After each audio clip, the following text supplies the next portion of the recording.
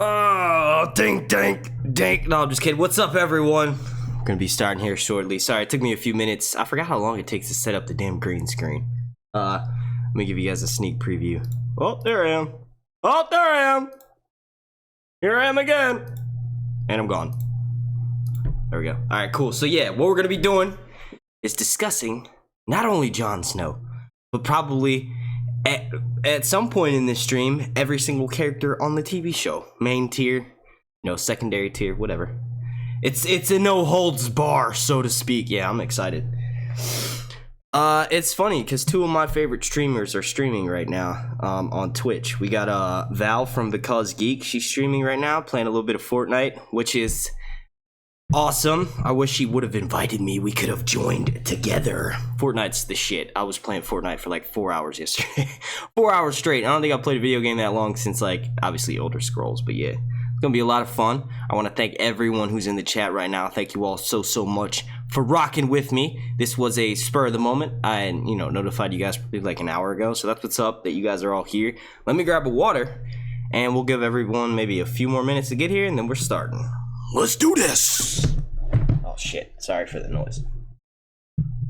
Terrible time to call me, dude. Terrible fucking time.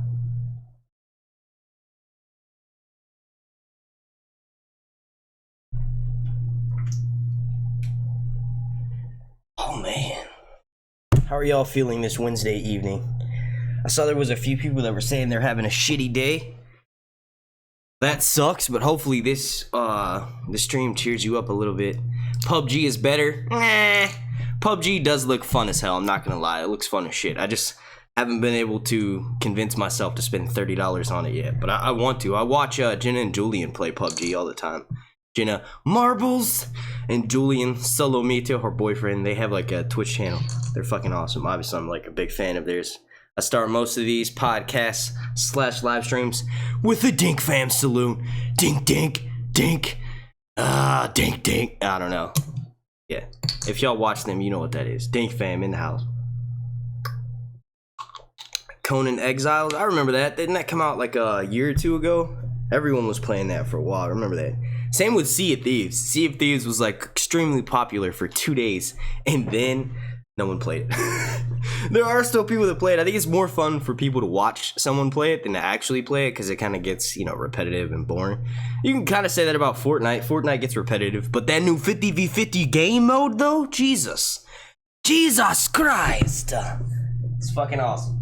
Hopefully they keep that. Like, they need to, I don't know, they switch out game modes all the time, but 50v50 is probably some of the most fun I've ever had on Fortnite. It's insane.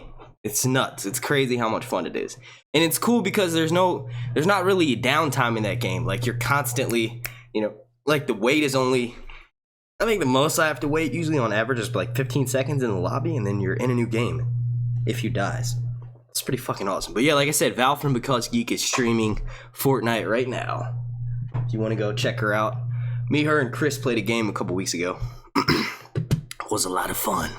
I think we want to try to eventually do, like, we'll get like 15 Game of Thrones YouTubers, and we'll do a like a massive Fortnite stream. That would be a lot of fun.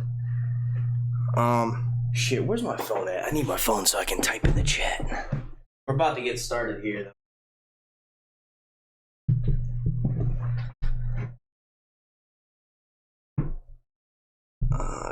Give me 1 second. Give me 1 second. Everybody watching in the chat right now, who's your favorite group? Like, what's your favorite music group? Mine is shit, I don't even know. I can't even think off the top of my head, but those two people that I have in my featured channels, Andy Isley and Anderson Paak, are probably some of my favorites. Alright, let's do this. Who's the second streamer? What? There is no second streamer, just me. Mark and Sir Hunts. It's kind of hard to collab with people. I'm just kind of doing my own thing on YouTube right now. What's up, everyone? Welcome to Sir Hunts Reviews. My name's Mark, and in this live stream discussion, we are going to be drinking lots of water and making sure that, we discuss some Jon Snow. And I don't want to limit it to just Jon Snow, because I've made I think I counted like a month ago.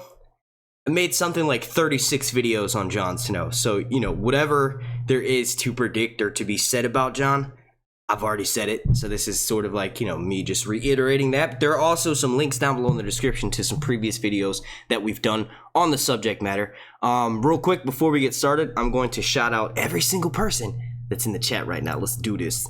Let's do this. So if you're in the chat and have not typed yet, go ahead and type so that it shows you as an active participant. Shout out to Ashley Marie, Big E, Brandon Parrott, Bubba Husky, Cassie Roberts, Chris Weinberger, Chrissy of Oldstone, CC Zargoza, Danny Jeter, Forrest Blurta, George Jedi, John Haymaker, Kelly Gant, Lady Warrior of House Tinfoil, I like that, Order of the Laughing Tree, Quinickle, Remy, oh man, I'm gonna butcher this, Rujendek, Digik, I don't know. Rough Girl, Septishana Sapphires, Cherie McLean, SpankTube 86, Stephanie Harding, Sunshine Rolf, Talamasca Dan, the Drowned God of Tis and Wine, Wendy B, and Yolanda Sandoval. Alright, my hair is like, you know, wet. Gotta flip it out of the way to get face, you know. Cause like, yeah, there's that. All right, so yeah, let's go ahead and discuss some Jon Snow. I honestly have done this theory video. Oh, that looks a little bit silly. Hang on a second. I've done a theory video. It's got about 150,000 views. I did it back in December, and I was like, you know, perusing Game of Thrones books like I always do, looking for subject matter for next video, and I came across this passage of Jon Snow having this dream about him standing on top of the wall and basically fighting ice. So he's fighting White Walkers, even people who he knows that have turned into whites that hadn't yet done so yet. So it's a prediction. It's kind of, I guess, video. It's not really prediction because I'm literally using that and then just like theorizing about it. I don't even want to call it a prediction, but basically in that video I discussed how Jon Snow is going to wreak havoc, and that's linked down below in the description. So go and watch. What the fuck is it showing right now? Like, why is it showing the window capture? That makes no sense. How long has that been up there? What kind of shit is that? How long has that been up there? That's crazy. How the fuck did I just notice that? I hope my fucking stream key wasn't visible, because if it was, you guys can live stream on my channel. Holy shit. That's funny. Alright, so yeah, let's get some questions going. Can you guys hear anything? Yes, the audio should be good. Pretty sure the audio is good, otherwise I would have been typing in the chat. I've got an original Nirvana t-shirt, not one of these remakes. Doesn't fit right, or doesn't fit like. Terry Melendez, what up, my dude? Let's get some questions, guys. Come on, you guys want me to discuss Game of Thrones, but you're not giving me any goddamn questions to answer. I do have a Patreon-only Q&A coming up, live stream. It'll be before this month is out. So yeah, get ready for that. It's a weird angle. It's like a really weird angle. The chroma key has wrinkles in it because it was folded for a long time. So if you look right behind me, you can sort of see the wrinkles. Pretend that I didn't say that though. Audio's good over here. All right, cool. Come on, guys, with the Q&A. Thank you. When they get to White Harbor and hear about the wall, will Dany and Jon rush to Winterfell on dragons with Jon riding his nuts? That would be nuts. I don't necessarily see, like, unless they have to carry a bunch of people with him, I don't necessarily see there being a point to take 2 dragons. The fastest way to get, or to have people on both dragons, I think the fastest way to get there would obviously be the dragons from White Harbor. I could see them doing very similar to what happened in episode 6 of last season, where Daenerys has several people on her dragon, on Drogon, and they take off and, you know, go and wreak havoc. I would love to see Jon and Daenerys on the dragon at the same time. Jon has never rode a dragon. Remember, he ended up having to, you know, pretty much walk back to the wall, thanks to binging. So yeah, I don't know. We've never seen Jon and Dany on a dragon together. Honestly, there's this really funny gif of, or it's not a gif, it's a meme.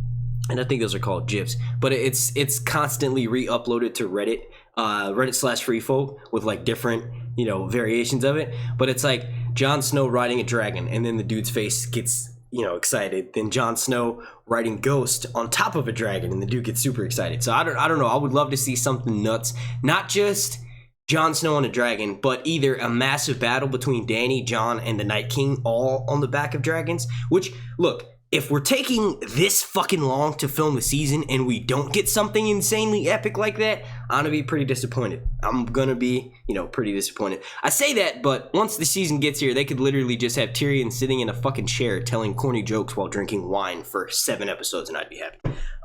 Because we'd get an extra episode. But yeah, so what are some of your favorite Jon Snow predictions? Or your favorite Jon Snow in-game theories? I honestly see Jon Snow playing a major hand in the in-game. Bold prediction, but no, I see Jon not dying again. Like, if there's a choice between Jon and Daenerys who has to die, I would obviously pick, Jon Snow. But I feel like Jon dying again is repetitive storytelling. The first time he died, at the end of season 5, that was like the edge that you're gonna get. You know what I mean? You can't reenact that, because I guess you could, because it's the end game, but it's almost like we almost expect him to die again, so not having him die would be more shock value.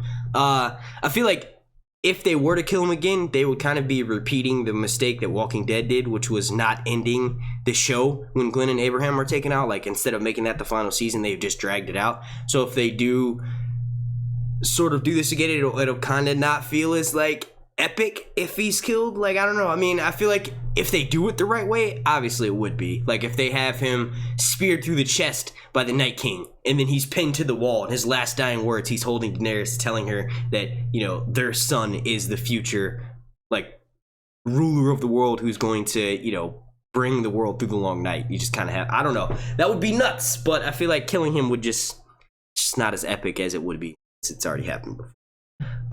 Q&A, are you shipping Sansa and Sandor in the show? No, that's weird. I'm not shipping Sansa with anyone except for Theon. Like, I would like to see her get back with Tyrion, but I feel like excuse me.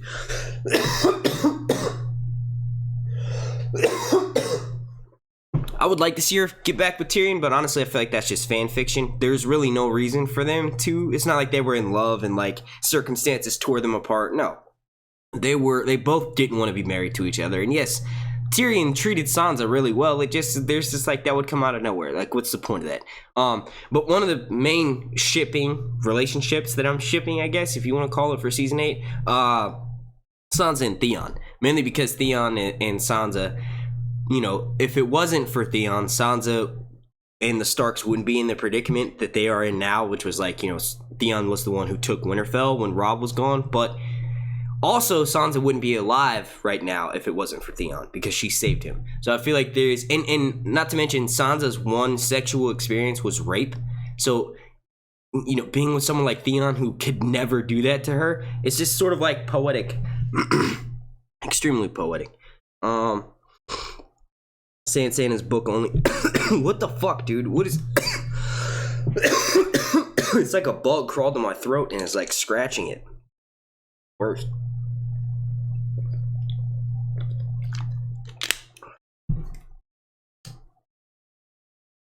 Q&A. Do you think we will see the Fiery Hand fight with Jon? Yes. There's a video linked down below in the description, and I'm gonna double check right now. No, it's not. It's not linked down below in the description. Oh well, go and check on my channel, and there's a picture of Jon Snow with the flaming fist as the thumbnail. That's my Fiery Hand prediction video. The whole story. Wait, do you think they might kill Jon and have Beric give him his last life to bring him back, like he did for Lady Stoneheart in the books? Yeah, I mean, honestly, the only reason why one of them died was I don't know. I mean, I feel like that's what that was setting up, because Thoros is the one who revives Beric. Beric does give the kiss to Lady Stoneheart in the novels, but, it's more like Thoros is more known for being able to resurrect people. I feel like the reason why they killed him instead of Beric was because Beric is going to do that same thing to Jon Snow. If not Jon Snow, maybe Daenerys. Or maybe, one of the other Starks. I don't know. That would be nuts. I feel like he would do it with Jon, though, because, remember they had that conversation where they point their sword up at the Night King, basically saying, like, if we can get him one-on-one, we can take him out. So the fact that Beric told Jon they're the chosen one of R'hllor, like, they have to fight the good fight, I feel like he would give it to Jon over anyone else because he knows Jon has a mission that he has. And honestly, I feel like everyone pray for Sirhan's coughing problem. Honestly, I feel like they both honestly think, and I think Beric had a hand in convincing Jon this, but they both realized they're back for a reason. Like, if there was no need to fight for the Long Night, I don't know if they would have been brought back. You know what I mean? So dire circumstances call for dire measures. Q&A, do you think Jon Snow will be the next Night King? No, there's not going to be, if the Night King gets killed, there's not going to be a need to replace him. It's just going to be he's dead, and then fire magic is dead along with it. So ice magic and fire magic get subdued, and there's a balance. But no one's going to need to replace the Night King. It doesn't make sense. Q&A, do you think Clegane Bowl will happen? And if you do, where will it be? Will it happen in Winterfell, or will Sandor travel down to King's Landing? King Wolf Dom, what up, my dude? I definitely think there was set up for it. You know, like, he basically walks up to his brother and, for lack of better words, tells him that he better get ready. He's gonna get fucking rolled on next season, and I think he knows what's coming for him. So, you know, there's a lot of debate on whether Sandor literally he's coming for him or whether death is coming for him. Like, Sandor obviously heard what happened, and he knows that he should be dead. So the fact that he evaded death makes one believe that Sandor was more so referring to the fact that death is coming for him, not necessarily Clegane Bowl. And we've already had Clegane Bowl. We had it season 1 right in front of Robert. So this will be Clegane Bowl 2.0. If Bran dies to kill the Night King, do you think Jon would gain warging powers? No. Or Jon and Arya gain warging, since their direwolves are still alive? No. I've answered this a lot, but I feel like the reason why no one else in the TV show can warg is because it's specifically meant for Bran. Like, Bran's the one that can do it. So if every other Stark could do it, it takes away from the specialness of Bran. And I don't even necessarily know if the other Starks in the books will grow to learn what it is they're doing and learn how to hone in on that power. We do know that Bran is having training from Bloodraven right now. He's being trained on how to use his powers, so I feel like he's going to be the most adept at it.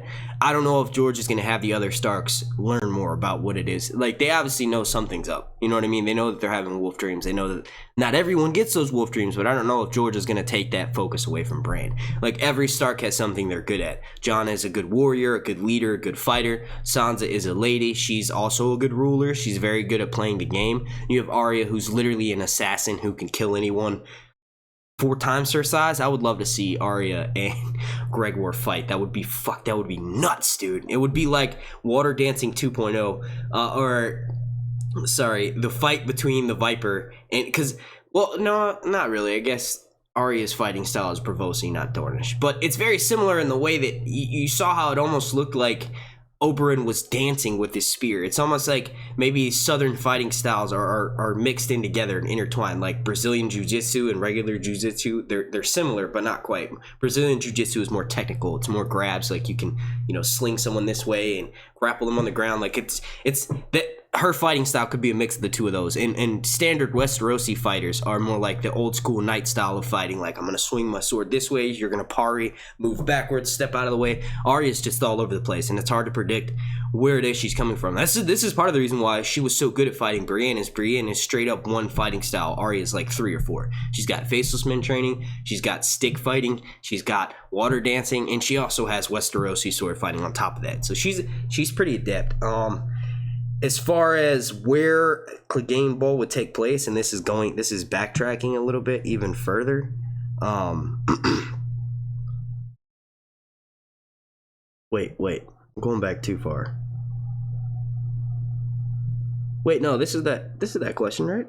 Oh, damn, there's a lot of questions. Oh man, I don't even know. I don't even know where I was at. I lost the train of thought there.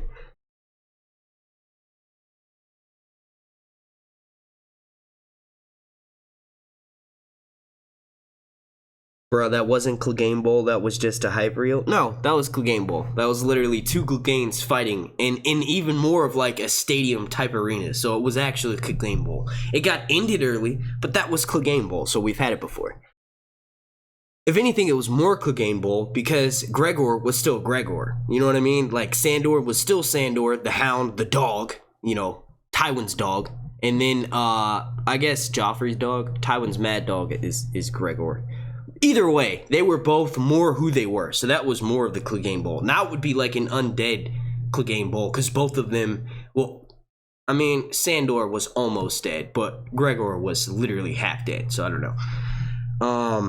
It would be the Undead Bowl. The Bowl of the Undead.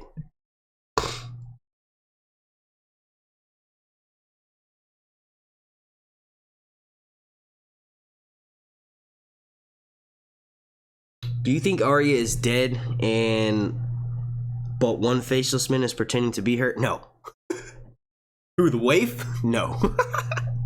Arya Stark is Arya Stark. I'm starting to convince myself more and more every day that Littlefinger wasn't, you know, actually killed and that was a faceless man, but Q&A, did you notice the actor who played Tommen was one of those Lannister kids killed by Rickard Karstark before Robb cut his head off? Yeah, he was a Lannister cousin. Yep. Lots of them have been, you know, replaced, moved around and stuff, but yeah, he was a Lannister cousin. Q&A, Thoros and Melisandre had to lose their faith in R'hllor before being able to resurrect someone. Will Beric have to lose his newfound faith before giving the kiss of life?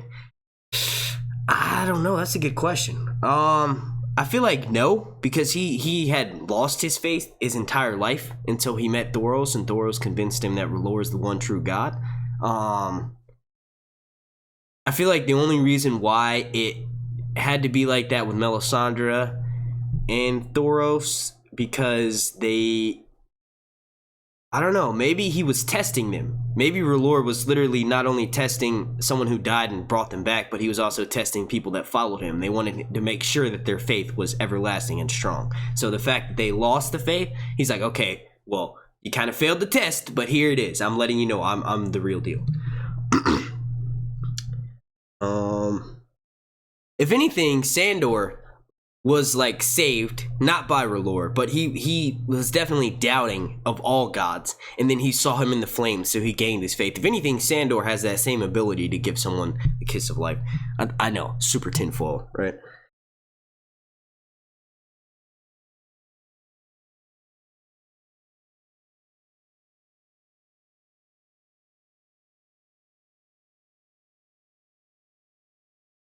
Q&A, does Jon know more about the Night King than he's letting on? No. In the novels, Sam has several books that he gives to Jon. I think one of them is like Dragon Seed or something. There's like a stack of books that Sam has, and one of those books, I think, contains information on the Night King. We're going to find out more in Winds of Winter, but I feel like the only person that knows more about the Night King that they're not telling everyone is Bran. Bran and then Sam, because Sam has confirmed that, you know, he has these novels that he's been reading up on the Night King. But as far as Jon, definitely not. I think Jon is like, he's not really like the info guy. He's the tell me what you know, and then I'm going to make a plan and go do things. He's the action guy. So there's like, you know, there's multiple layers and team members to his team. And Jon Snow is like the let's go get it done type of thing. Sam and Bran are more behind the scenes, the executive producers, if you will. Let's see, we have, as far as I can tell right now, we have 80 people watching and there are only 30 likes on this video. Please slap a like on this, make sure you're subscribed, and then make sure you have your notifications turned on to not just on, but all notifications, because YouTube is not only not notifying you guys, they're also doing this weird thing where if you only want occasional notifications, they're going to give you that. Philip DeFranco had a really good example of that. It's like if your doorbell only rang occasionally, so someone could come and knock on your door saying, look, I have $100 to give you, and your fucking doorbell's like, hey, you know what, I'm not gonna ring right now, I feel like you might be busy and you don't need to hear that, you know what I mean? So it's very similar to that. Hang on one second, I gotta let the kitten back in. Which told him that he's not gonna be allowed to if he were to run from here. Come on, Ran. I don't have time to stop. I'm entertaining the masses, good sir. We don't have time to sit around. Say hi to the camera, baby. Say hi. Say hi. All right, guys, he's shy. Later, dude. Don't crawl up the green screen like you did last time. Q&A, Arya versus Sir Arthur Dayne. That's a good one. I don't think anyone has ever asked me that before. Arthur Dayne is a renowned fighter. Some would say the greatest knight in the Seven Kingdoms. The greatest fighter in the Seven Kingdoms when he was alive. I don't know. We saw him wield 2 swords, right? Arya wields 1, and she's shorter than him. And he's literally the greatest swordsman of all time, some would say. I feel like Arthur Dayne would take that. But I also feel like Brienne would beat Arya. So I don't know, man. I have no idea. That's a good question. If you just ask me off of gate, I would say Arthur Dayne. He's got a full suit of armor. Like, and that's the thing. A lot of the Starks wear medium armor. Like, I call it medium armor from role-playing games. Like, it's like the leather. You know what I mean? The not quite light, but it's not a full suit of armor. Like, Jon wears this thing underneath his outer leather armor. He wears this thing that's like a chainmail mesh into like actual fabric. So he's pretty heavily armored, but it's considered medium armor. So if you were to look at them as their stats, if we're looking at them as game characters, and you have Arya, who would be, I guess, like a rogue kind of, and then you have Arthur Dayne, who's your straight, well, he's dual wielding. So I guess he would be like Legolas. I don't know. Who would he be? I guess he would just be a knight. I mean, he would be a Templar in if we're talking Elder Scrolls. I don't know. I feel like the rogue, or, you know, Arya's character would be slick at like dodging and getting out of the way of shit. But ultimately, hand-to-hand combat, Arthur Dayne would win because he's the Templar. So I don't know. Let's get some Jon Snow questions. Q&A, do you think Cersei had a thing for Ned Stark? What? was rewatching season 1 and noticed that she wanted to take over the throne she wanted him to take over the throne instead of Robert. She might have been a different person. I don't know, man. I don't think so. I think if anything, Ned had a hard-on for ruining Cersei's life, because she was a cunt on the TV show. If anything, you could say that, but I definitely wouldn't say that Cersei had a hard-on for Ned. I think she is attracted to power, and if she feels like she's backed into a position where she has no other option, she's going to go with the option that allows her to still retain the most power. So I think that's what that was. I don't think that she has any sort of attraction to Ned. Maybe in real life. Sean Bean's a pretty handsome fellow. Q&A, the Night King is tuned into the weird wooden net. Could he actually be responsible for bringing Jon back? No, there would be no point in that. If anything, he screwed himself over by doing that. I think there was this little theory that was floating around right before season 6 had happened. Supposedly, some random person had watched the first 3 episodes, and they leaked information online saying that Jon actually gets resurrected, but it's by Bran and Bloodraven. So, as far as anyone else having a hand in resurrecting Jon Snow that was not specifically Melisandre or R'hllor, Bran had a hand in that. Bran might have subconsciously had a hand in that. If anything, I guess you could say Bloodraven, or for those who like to get pissed off every time I say it, Three-Eyed Crow had a hand in bringing it back. It could have been multiple sources, and we honestly haven't had a 100% confirmation from Bran that he had a hand to do with any of it. I think if anything, while he's getting all this information pushed back onto him, maybe he'll see like a small glimpse of Jon Snow coming back to life, and then he's like, oh wait, did Bloodraven, did Three-Eyed Crow have a hand in doing that? Q&A, this is from my boy Terry Melendez, executive producer. He says, do you think we will ever see Bran's actual capabilities? Seems like all we have seen from Bran is a passive / bland show of abilities. Well, I guess, I feel like my problem is, and why I think Bran should be doing way more than what he's doing, is Dan and Dave gave an interview before season 6 started, right? Because Bran was missing all of season 5. So everyone knew that Bran was going to be coming back. He was in the promotional material. He was shown being, he was spotted filming and stuff. I feel like they gave that interview and they said Bran is going to be the Luke Skywalker. Luke Skywalker comes back in Return of the Jedi and just fucking wreaks havoc. It is insane the amount of, increase in power he's had. Bran, he's sort of like I know what you did last summer, information guy. You know what I mean? I don't expect him to be a fighter. I don't expect him to hop up out of his chair and start flipping around and killing dudes. No, not at all. I do think that we've yet to see the full capability of his powers, if that answers your question. I think that's the reason why we've seen him just basically go back and look for information. But honestly, you could look at it from another side and say that information has been the most valuable. It got Littlefinger killed. It's going to help Sansa and Jon. It sent Jon to the wall, so it was kind of screwed on that sense. But I feel like Bran saved Jon because Bran was the one who sent Benjen there. So Bran does have, you know, some capabilities. They don't want to make him seem OP yet. Wait till this last season. I feel like with Bran being in the Godswood, being back at home, and just sort of having time to just kind of sit all day and go underneath the sea, you know, the Weirwood net, I feel like right now, as we speak, his powers are increasing tenfold. Like with Arya, just because we didn't see her train every single episode, it doesn't mean that her character wasn't training off screen. So we can expect Bran to be doing the same thing. And now that he's in a safe place for the time being, because we know that it's eventually going to blow the fuck up. But now that he's in a safe place for the time being, he's just honing in, practicing his powers. But like I said, you can look at it from another side. And honestly, his powers are very helpful, very useful. We haven't seen him like throw a fucking ice spear at 100 miles an hour yet. But, you know, I don't know. They don't want to make him seem too OP. I think everyone... Excuse me, I have to sneeze. God damn, don't you hate that? Come on.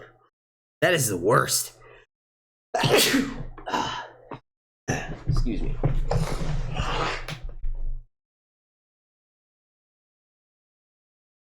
For those of you who live in the South, you know what it is when it comes to pollen. Look, dude, I told you not to do that. Go around.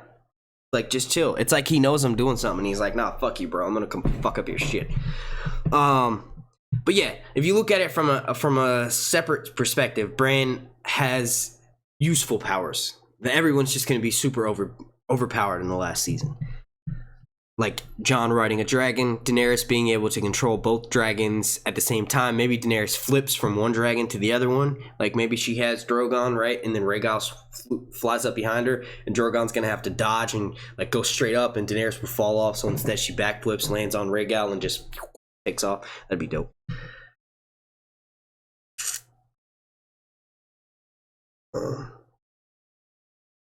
You got a cold? It starts with a tickle in the back of your throat? Nope, pollen season, man. Pollen season has been in full effect here for like a month. We had this rain that knocked the rest of it loose from the tree. I was driving the Jeep yesterday, pulled the sunroof, let it down, and as soon as I did that, a fucking wash of pollen just came over my face. I've been like sniffly ever since then. And it's weird because I don't even have allergies like that, but I guess getting maced in the face with fucking pollen will do that to you. But no jinx and knocking on wood here. I rarely get sick. I usually get sick like maybe once a year, if that. I think the last time I was sick was in 2016, like the very end of 2016. So I don't know. Not trying to jinx myself. But oh shit, we got a super chat. $5 from the boy Danny Jeter. No message there, but thank you so much. All of these super chats, all of these donations are going to be helping me get to Con of Thrones. So please, if you can, check out the link down below in the description, which I think I linked that. Yeah, it's the first thing linked down there. Go make a donation to that. Help me get to the Con of Thrones. Obviously, we're going to be, filming behind the scenes videos. I'm going to do a giant live stream with as many YouTubers as I can. Get them in the same space. We're going to discuss Game of Thrones. Not only that, I haven't heard back yet, but I applied for a press pass, which I should meet the qualifications for it. I should overly exceed the qualifications for it, but hopefully I hear back from them. I get that press pass. If that's the case, you're going to see interview footage of me interviewing these celebrities and the stars that are going to be on the show. I have a super special question that I've been preparing for Gilly, and it's not a serious one. It's a funny one. But people who are on my Patreon, if I do get the press pass, they're going to actually submit questions for me to ask the people directly. But if I get a chance, I'm going to ask Gilly, what was it like filming that sex scene with Sam, and if things were different after they filmed it. Because, I don't know, we got to see Jon and Daenerys talking about, or Emilia and Kit talking about how awkward it was because they were friends, and Emilia would do this thing where she would, pretend to throw up every time she saw Jon Snow's tiny dick. That's hilarious. So I want to know. I want to know if Hannah Murray's relationship changed, after she had that sex scene. I don't know. That's just one of the ones. Flying dragon jumping. Amazing. Hell yeah. Q&A, do you think the Night King will be able to control Hodor, being as Bran's already been rooting around in his mind? Then maybe. I'm going to refer you to a video I did called The Old Nan Theory Everyone Missed. And I know it's like, you're copping out because you can answer these questions, but I've done videos on them. So I feel like my video is a better, answer to the question than me just butchering what I took time and made in that video. But yeah, just go type in The Old Nan Theory Everyone Missed, and I actually go into a theory about how Bran will have to hold the door for Hodor. That'll be your teaser for it. Joffrey was a wimp. Well, I can't disagree with that. Joffrey was a giant cunt. Q&A, do you think Tyrion could also know about Jon's parentage? Maesters write so much down. He drinks and knows things. I doubt it. I think the only copy of the record between Rhaegar and Lyanna is at the Citadel, and Sam took that. The main reason why it's at the Citadel is because it's like, for one, he was reading Maester's notes, so obviously the Maester would send their notes. The one who was present when Rhaegar and Lyanna got married, so I think the one copy of that was at the Citadel.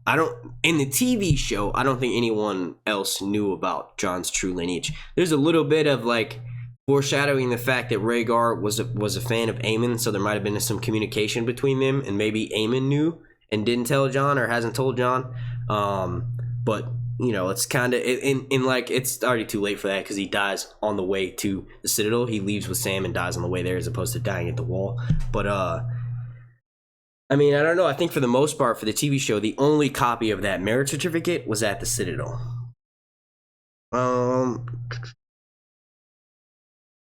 Q&A, do you think that Jack and Hagar will need Arya into completing her list? Mountain and Cersei. She did break the Faceless Men code by going off and doing her own thing. Sorry, I don't really understand what you're saying, dude.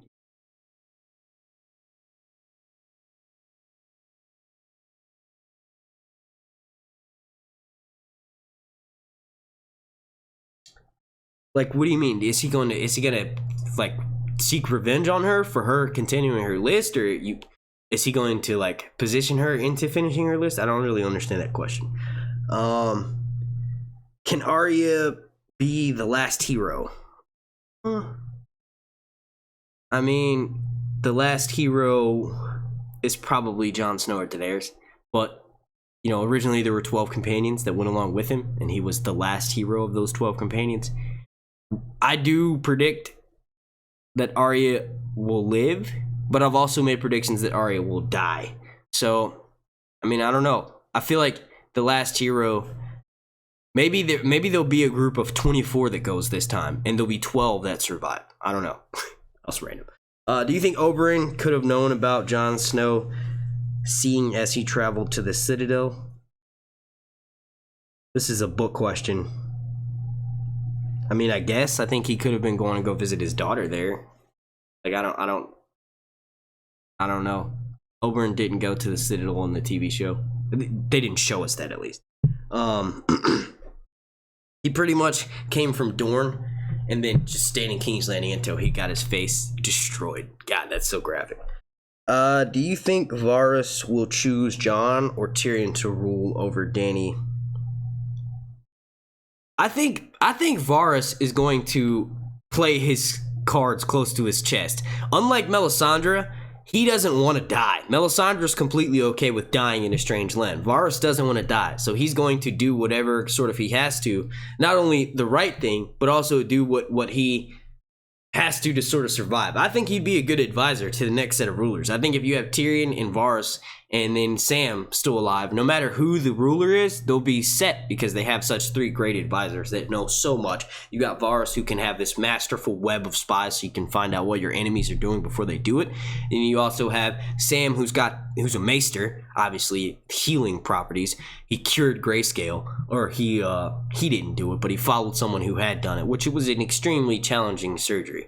And I think the one person who was able to do the method that he did, I can't remember his name right now, but he was a Maester, and he ended up succumbing to Grayscale. So Sam may be having Grayscale, I don't know. But I think as long as they can have Varys, Sam, and Tyrion around. And Tyrion also reads a lot. He's a good dude. He knows Westerosi politics. He knows all the great houses. He knows the best marriage alliances. If you have the three of them, it doesn't really matter who the ruler is because they're going to be set in the sense that they're, you know, they have good advisors around them. You know what I mean? Q&A, do you think Game of Thrones series is a chess game? What ice and fire play using people? With ice and fire play using people. I guess the Game of Thrones is like chess. You know, you have your queens and your kings. I'm not a chess aficionado. I know how to play checkers. I think I used to play chess on the computer, which was different because if you moved the wrong space, it wouldn't let you do it. So it only let you move to the squares that you were allowed to go to. I don't actually know how to play chess. But there are definitely pawns. There's kings, there's queens, there's knights. So yeah, I would say the actual Game of Thrones is like a game of chess. A super complicated life and death stakes game of chess. Sort of like, I guess, like the chess game from Harry Potter. Remember the Chamber of Secrets? They have to like smash those chess pieces in their action. That's like one of my favorite Harry Potter moments. Sir Hunt's Reviews, what are your tattoos of, bro? Which one? This is a music note. These are more music notes. Skull, and there's music notes coming out. God damn, the side is fucking me up. There's music notes coming out of this because it's like I like singing. This is a Virgo symbol because my girlfriend's sign is a Virgo, and I don't know, I've dated a lot of Virgos, and then that's a Capricorn sign on the skull's head. It's really hard to do this because it's opposite. This is a sugar skull. This is the American Idiot emblem. That's pretty much it. This is like a cross I got from my grandma, and then that's another Capricorn sign. That's pretty much it.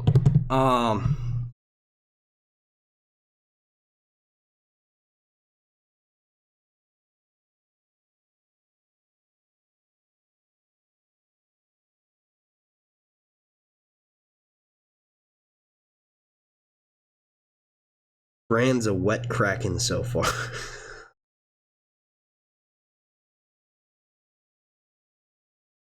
Q&A, what nods will we see to the books in season 8? Probably very few. Unless George can drop Winds of Winter while they're still fucking filming for season 8, there's going to be very little. The very end game of it is going to be similar, right? So the destinations, the journeys are different, but the end game will be the same. So maybe the last few chapters of A Dream of Spring will relate to the last couple of episodes of season 8. I don't think there's really no nods that you can do other than, I guess, maybe you can have a little bit of a Forsaken storyline with Euron, but there's really no time for that. There's just in most of the stuff that they have that it's not too late to bring up, they've already blown past that. So unless George can finish Winds of Winter while they're still filming, there's no way that there's going to be any other than the very last episode being similar to the last couple chapters of Spring, if there's no massive time jump.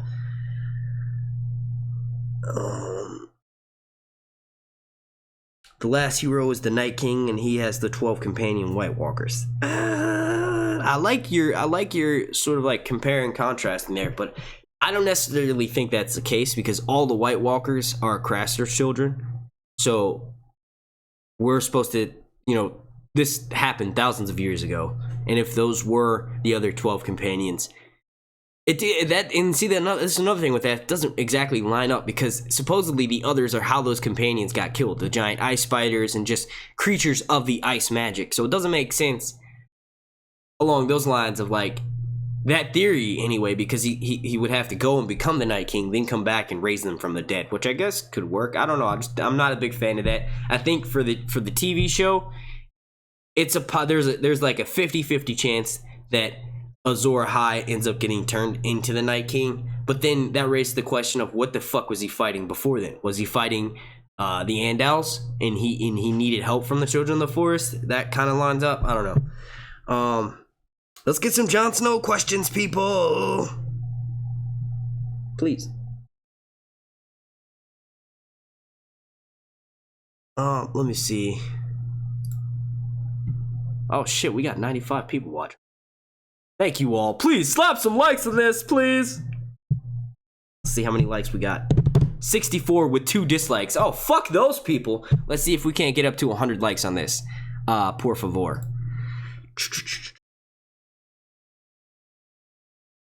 Q&A. Lords highborn and prominent. Why was everyone still so loyal to Cersei? I feel like dozens of families should have wanted revenge. Well, simplification purposes, right? So if you have all of these consequences like you did in the earlier seasons, whereas like Ned's actions directly resulted in him dying, right? Arya going and stealing that face and going to go kill Meryn Trant caused her to be blind, which I guess that doesn't really work because that was in season 6. But earlier on, there was a lot more consequences for the main tier characters. Now it's gotten to the point where because of time, because of the sake of time, those consequences aren't prevalent. You don't have the same sort of repercussions for doing certain things like you would. Like, honestly, Daenerys burning, the Tarleys should have had some kind of consequence, but there won't be. There might be a little bit, she might hear a little bit of lip from Sam, who might make her hear a little bit more lip from Jon. You know what I mean?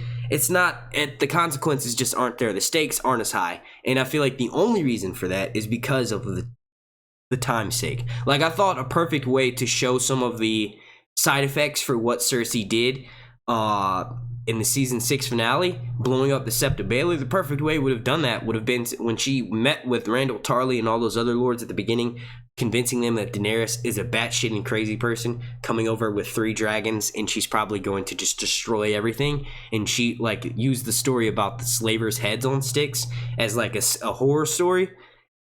I feel like the perfect time to do that would have been to have one of them step up and be like, well, look, bitch, you just blew up the entire Sept of Baelor using wildfire. Your son jumped out of the window, and here you are wearing the crown, seemingly unaffected by what just happened. Is Daenerys really more crazy than you? You know what I mean? That would have been the perfect chance to do that, but they didn't have time for it. They basically just all bent the knee to her. So, I don't know.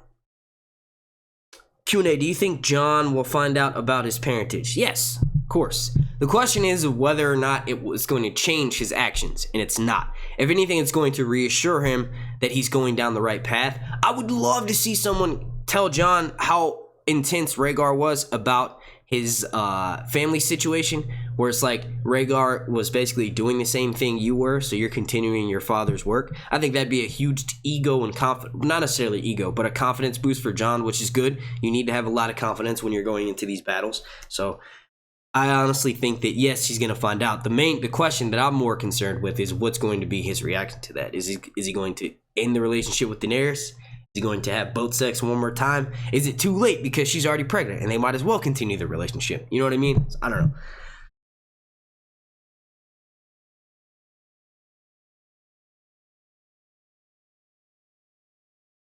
Man, I love fudge followed by coffee. Oh man, special fudge. What do you mean? Sir Hunts, I was saying Jack and Hagar could show up in Winterfell and tell Arya that they were given 2 names, Cersei and the Mountain, and he can be like, you either go to fight me or go complete your list.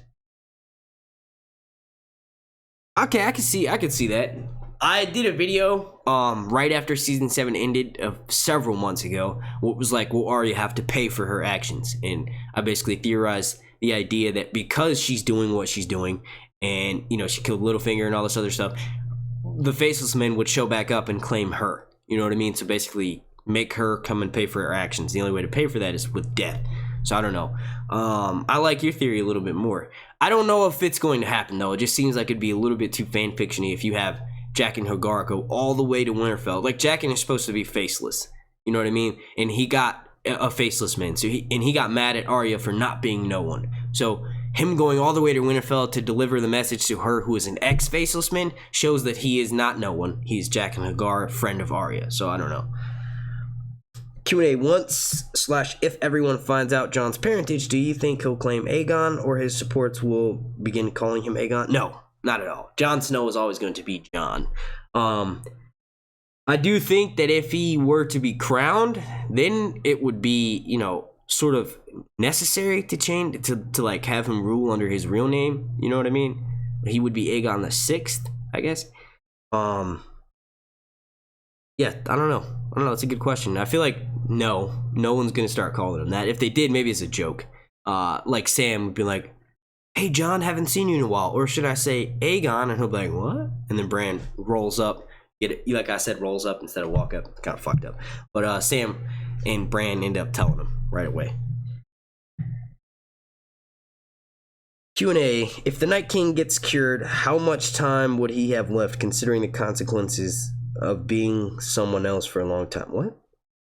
Like if he gets the dragon glass removed from him and he becomes like a normal human again?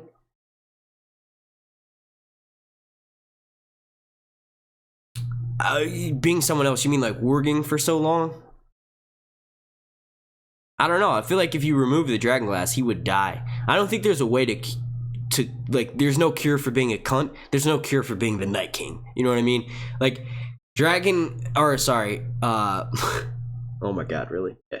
Grayscale is a disease, and it's an actual disease, so there's a cure for that. Butterfly fever or yellow fever, I don't know what they call it in the novels. I think it's like butterfly fever. I'm not sure. Those are diseases that could potentially have cures for. The Night King, it's sort of like, it's magic. So if you use magic to rid him of the power that he has and to make him normal, he would just die immediately. Honestly, he would probably turn into dust, because if it made him human again, you know, he's been around for a couple thousand years, so he would just drop right like that. Q&A, if Jon goes to King's Landing to confront Cersei, think this could be distraction to allow his armies to infiltrate, overthrowing and capturing King's Landing? I feel like that I did theorize about that when we first got those pictures of Jon Snow, like in Cersei right next to that window. I feel like he could either be doing one of two things, which is showing up and asking her for a place to stay because the north is completely destroyed and they don't have any castles up there that are big enough to mount a solid defense against the Night King. And also, we now have all these trebuchets and ballistas and shit being added outside King's Landing, so it makes sense that it's extra fortified if Jon and his armies are there. And maybe what Cersei could be planning is allowing him to help her, and then she'll backstab him the first chance he gets, which is like blowing the entirety of King's Landing up while he's up there fighting the Night King. Then she slips away on a ship or something. And there were actually more spoilers that just came out yesterday that supposedly, and I'm gonna throw a spoiler warning up for this one. I'm not actually. I guess I'll do this real quick, to let people know, like, back out. But supposedly Daenerys' army has arrived at the gates of King's Landing. Now we do know that the way that they film stuff is not in succession. Like, it's not one after the other, like episode 1, then episode 2, then episode 3. It's not like that. It's like kind of like mix and match. They film while they can, where they can. So if this is the case, they could have filmed Jon going up with a parlay party, because let's be honest, Jon is not going to do anything to get Daenerys hurt, especially once he finds out that she's pregnant. So it would totally make sense. They need a leader to go and talk to Cersei. Cersei recognizes Jon more so than she recognizes Daenerys. And Jon is like more accustomed to dealing with, you know, Cersei and the Lannisters anyway. So Jon could go there with a small scouting party, the same thing that he did to Dragonstone. Maybe he takes a bit more troops, but he goes there, he gets there, he talks to Cersei. Cersei agrees to have this happen, and then this is why you have the Grey Worm and the Unsullied outside the gates of King.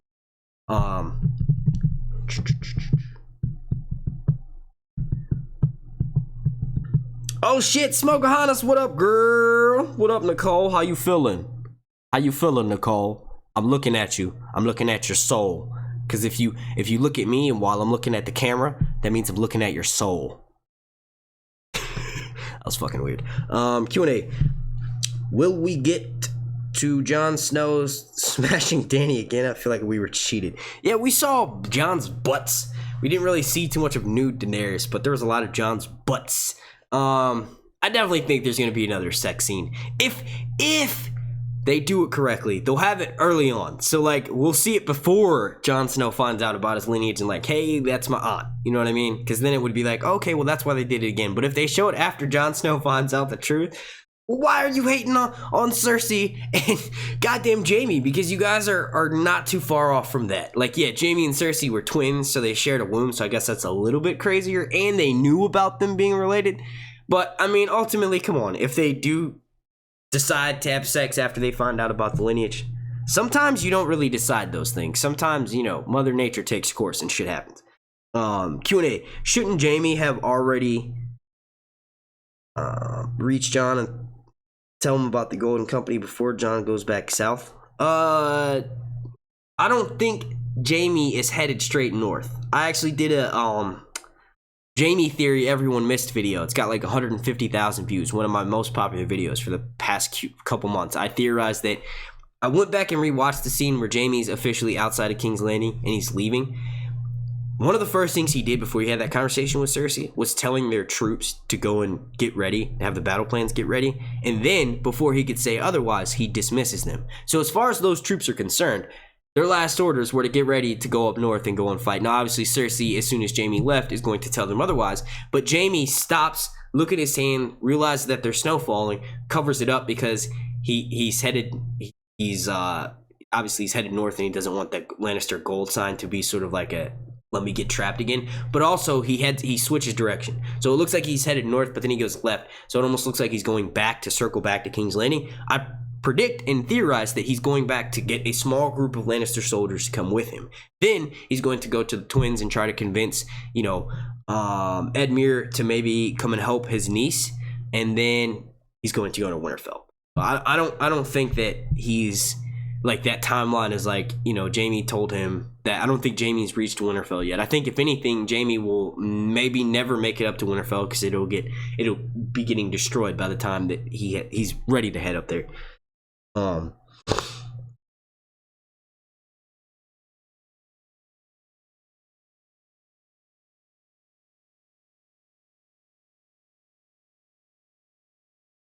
Arya isn't operating as a faceless man, so they can't penalize her for taking Littlefinger's life without them saying, on the other hand, you could say Sansa gave her his name.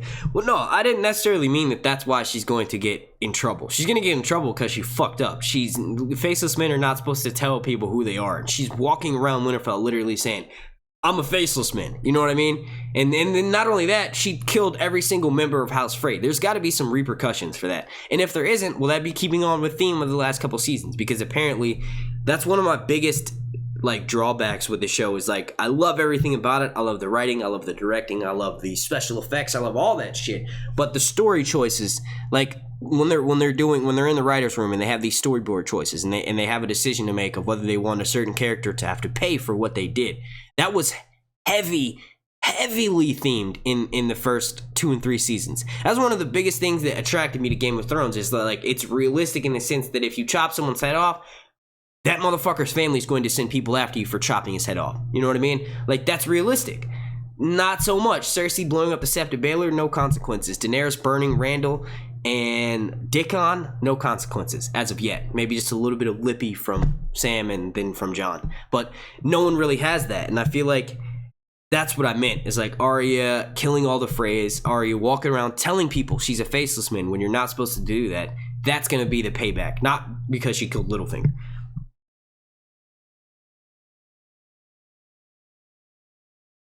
Do you think Littlefinger's still alive? Yes, we were just kind of talking about that. I think just to summarize real quick, and I've done a video on it called In-Game Theories. It's got a picture of Sam in the thumbnail, Sam, and then I think Jon and Daenerys. But to sort of summarize, there's a moment where Arya's following Littlefinger, and then Littlefinger hands a coin to someone, and then he's aware that Arya's following him.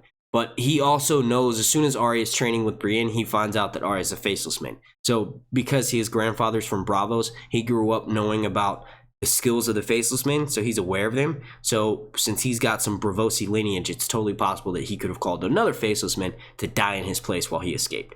And we know it's possible for faceless men to wear the face of people that are still alive because we saw what happened with Jaqen and Arya, where Arya's pulling off Jaqen's faces and then she ends up seeing her own as well.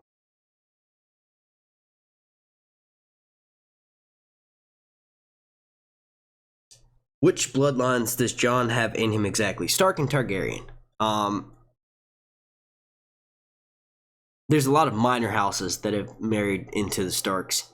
And there's a lot of Valyrian bastard houses that have married into the Targaryens.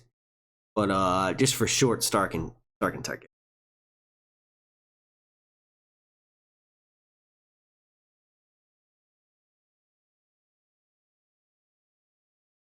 Q&A, do you think Arya dies as Arya Stark but will be a faceless man in the end? She has option to kill someone she loves or be a faceless man the rest of her life. Wait, sorry, let me read that in my head. Oh,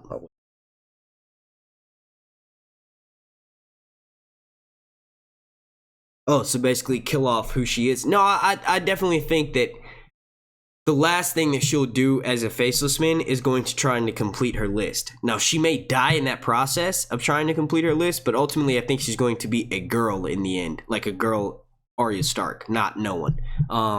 She left the faceless men, so I don't even know if she would be able to join them again. I would like to see her traveling the world and doing like her own thing. So if someone fucks with her, she kills them, but not like going out and seeking vengeance all over the world and try to, like, you know what I mean? Like have people pay her to kill them.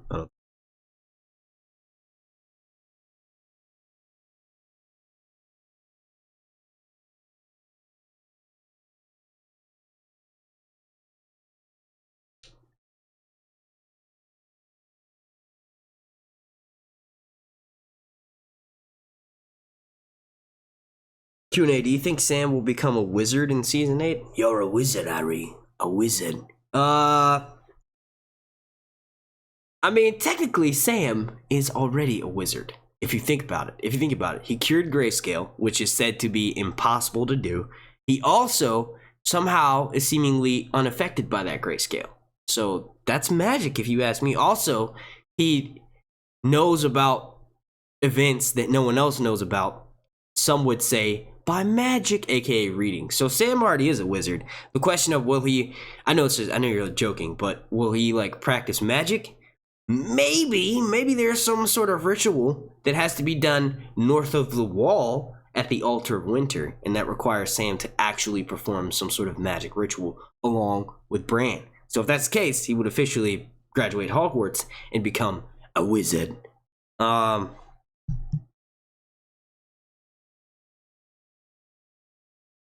LOL, this combo is totally off subject. Oh, you guys are talking stuff. Stark and Targ like surf and turf. Nice. You like that? Oh shit, we got a celebrity in the chat. Helena von Leinstein, how you doing, milady? How are you? And yes, you are late for the party, but do not worry, we are only 44 minutes in. I'm gonna be going for probably another 30 or so. I might cap it out right at 55 minutes because I feel like it's easier for people to go back and watch if it's less than an hour. But we'll see. We'll see what happens. Q&A, what bloodlines does Jon have other than Blackwood, Stark, and Targ? I already answered that. Did the Blackwoods marry into the Starks? I know the Blackwoods and the Brackens had like this huge beef that a lot of the Starks had to go and settle. I'm trying to think which Blackwood married which Stark. And is that related through Lyanna? Is it technically, you know what I mean? Because like it could be, I guess Lyanna and Ned are full siblings, so if it was related to one of them, it's gonna be related to. Yeah, I don't know. I guess I should go and research that. Q&A, who's the hottest woman in Westeros? Oh man, that's so unfair to ask me that. So unfair. Obviously Daenerys. First, hands fucking down, Daenerys. Emilia Clarke, most beautiful woman in the world. On the TV show and in the real world. If I'm being completely honest, I have like 3 that are tied for number 1. Right? So you have Daenerys, then you have Missandei, and then, check this out, Ashara Dane. She's not even real, but I feel like the actress who they would get to play her, if we ever did get to see her on screen, would be beautiful. So I feel like, you know, we're talking about Game of Thrones, so you got Daenerys, you got Missandei, and you got Ashara Dane. If you want me to just select one, the most beautiful woman in all of Planetos, Daenerys. Duh. I mean, come on! Is that even a question? Is it? Because I don't think it is. I'm just pretending. Nah, Cersei forever. Hell yeah, Cersei's extremely attractive. Lena Headey is, but Cersei's kind of a cunt. I'm not gonna lie, every single time she's making out with Jaime, I'm hoping there's like a little bit of nip slip, like there's a little bit of boob play or something, but she's in her contract and no, you gotta go back and watch 300 if you want to see some nude Lena Headey. You know what? And I keep saying her name wrong. I feel like, I don't know, never mind, I'm not gonna say that. But yeah, if you gotta go back and watch.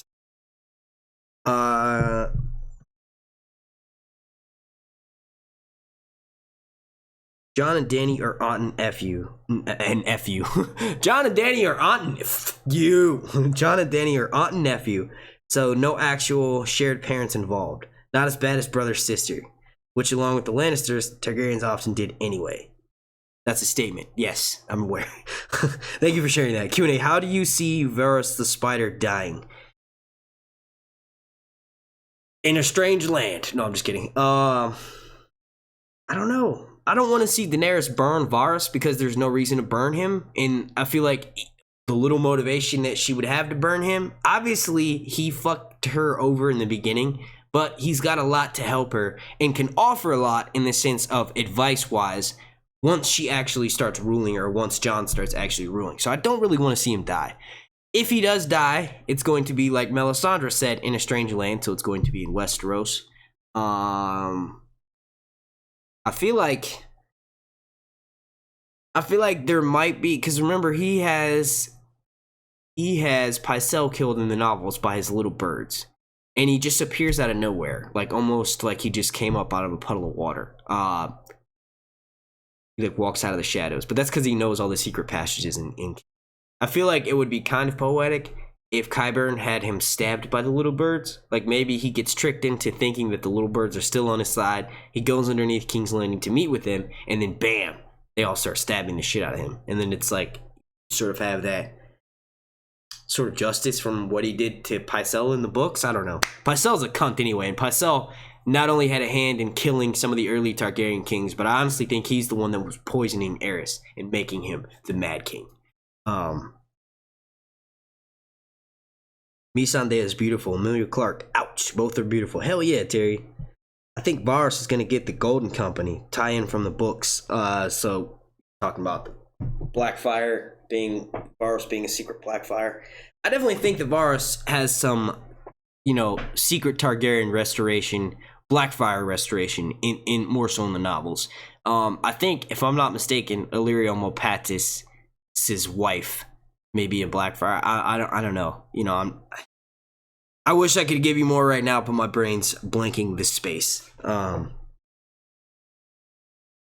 do you think Little Rob Aaron... to answer that, I feel like no, it's not going to be a thing in the TV show. If anything, it'll tie into Daenerys getting the Golden Company on her side, because in the TV show, specifically in the TV show, there's a moment early on in, I think season 2? Maybe season 1? I think it's season 2. But either way, Jorah Mormont tells Daenerys that he used to work with the Golden Company before coming to work with her brother, Viserys. So there's a tie-in there where it's like he worked with them for such a long time. Maybe he knows the leader and can convince them to join Daenerys' side. But I don't think the Blackfire connection is going to be a thing for Varys in the TV show. There's just no time to explain it. We haven't even seen Aegon. Like, if there was a Fagon in the works for, like, the last couple seasons, then maybe. But it's just not a thematic element for the TV show. Mel of Winterfell, late to the frickin' party.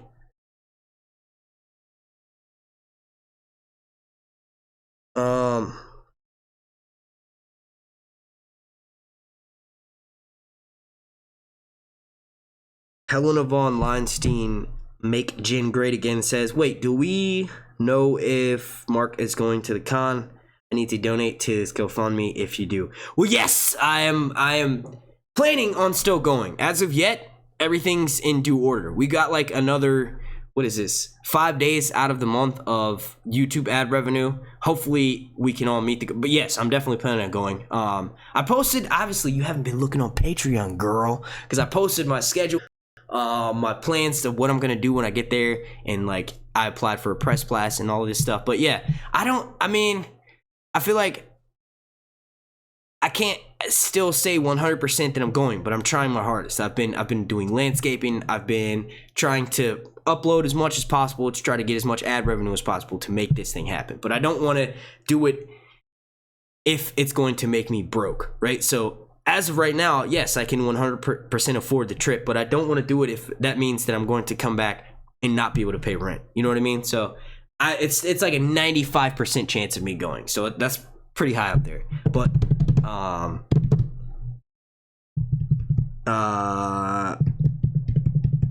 Oh shit, we got a super chat from Danny Jeter.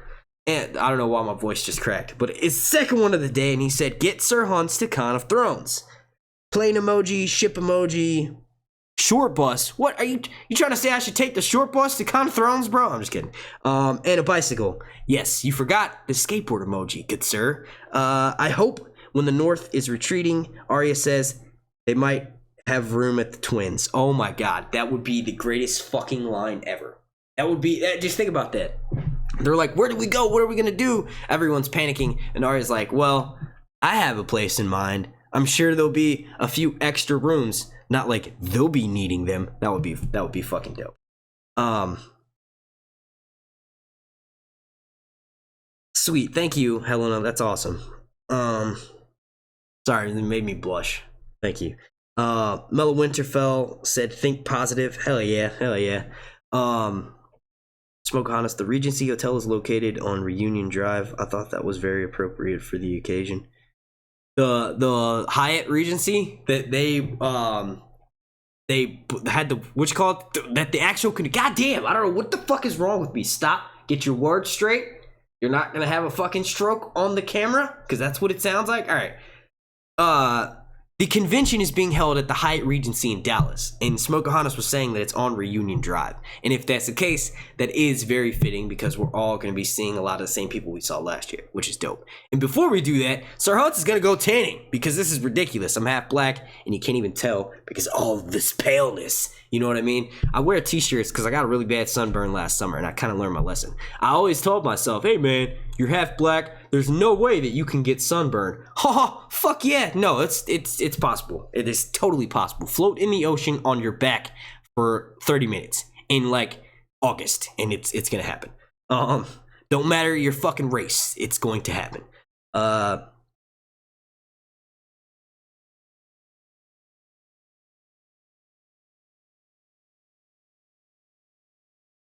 Fools play, damn it, I just joined your live chat, damn. No worries, my dude, no worries. You can always go back and rewatch, and the awesome thing that YouTube has done is made it so that the chat replays while you're watching, so you get to see what everyone's saying. Not only that, but I always have it up here above me.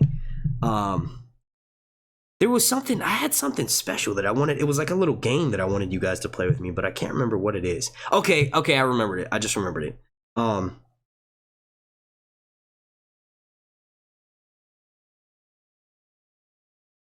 1 second. I want to get these Q&As, and then I'm going to play a little game with you guys. Q&A, like Lord of the Rings, do you think the dead Starks will rise? And if so, Jon Snow's mother also come back? No. Someone asked me that before. I think Gray Area has a video that she did where she was talking about the Kings of Winter or something. I haven't watched the video, but I saw the thumbnail, and from her thumbnail, I can sort of, you know, it's the background of the thumbnail is from Lord of the Rings. So I think what she's predicting in that video is that what a lot of other people have predicted, that eventually, I think it has more precedence in the books, because the Kings of Winter isn't exactly been a heavy thematic element in the TV show. Like, we haven't really heard about it that much. You kind of have, but it's nowhere near as talked upon as it is in the novels. But I think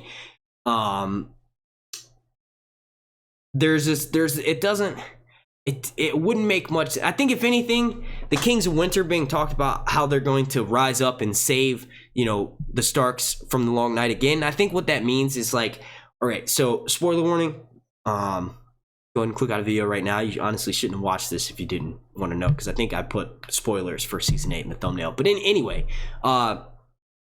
there's been filming at the same place they filmed the Crypts of Winterfell at, and it was right around the time that Winterfell was being burned down. One of the only people you see in the Crypts of Winterfell, or that we saw filming there, was Jon Snow. So that means that everyone else could be added in another location, like in a built-in location in the studio. So maybe once Winterfell gets attacked by the Night King or by Cersei, everyone who's in Winterfell is forced to go down to the Crypts of Winterfell, and this is what ends up saving them, because they're in the crypts and they're able to stay there safely and wait for Jon Snow to arrive. If that's the case, it would make sense why only Jon Snow was shown filming outside there, because we would see him arriving to go and meet everyone else who's down in the Crypts of Winterfell. And if they're filming that scene, then, you know, obviously it's going to be indoors because they don't want no one to find out about that.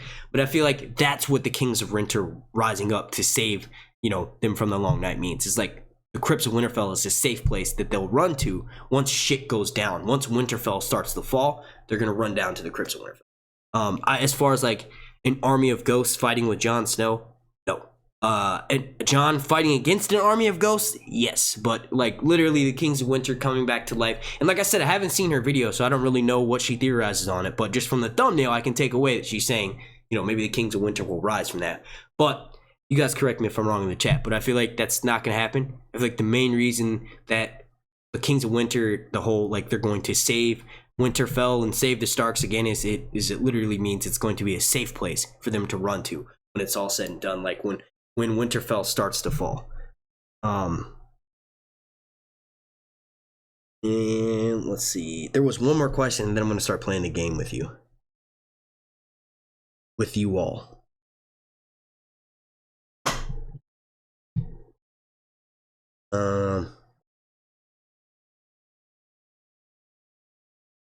Where was it?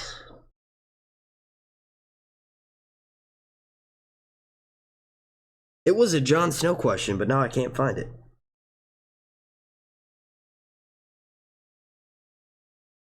Can't find it.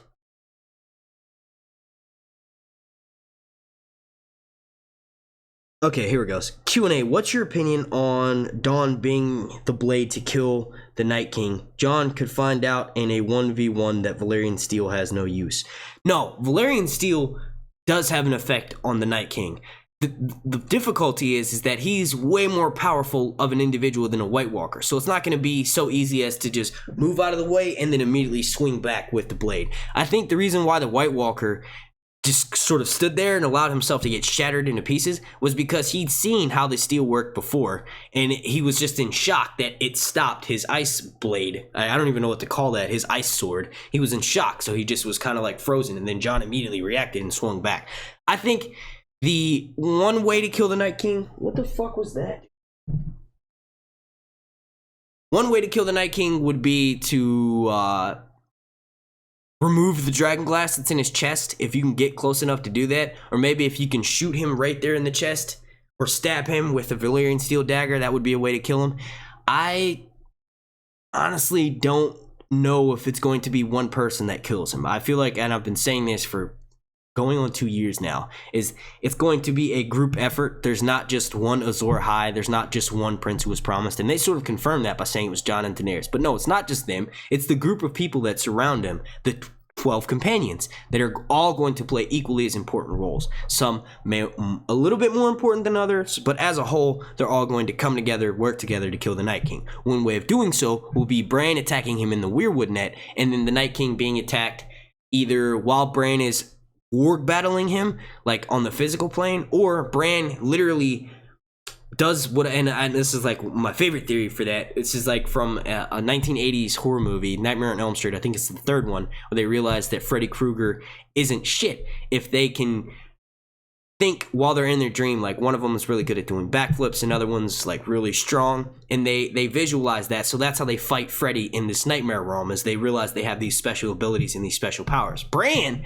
doesn't have broken legs in the Weirwood net. It would totally make sense if he went into a weird holding a fucking, he went into the Weirwood net holding a sword, so that way when he warged into the Weirwood net, he would have his sword to be with him and sort of be able to fight the Night King because of this. So Bran could be dueling the Night King in the Weirwood net, and then Jon Snow and everyone else and Daenerys can be using their dragons to fend off the White Walkers from getting in close to Bran or getting in close to Jon, whoever's fighting the Night King. It was established in episode 6 that the in-game plan is going to be, they literally made it right in front of the Night King. So if he doesn't see it coming, he's an idiot. They said all we would have to do to end this thing is get him by himself, and then let's take him out. So that's going to be the plan going into the end. You don't even have to theorize about what's going to be the in-game plan or in-game like situation. We already know what it is. They're going to be trying to get the Night King alone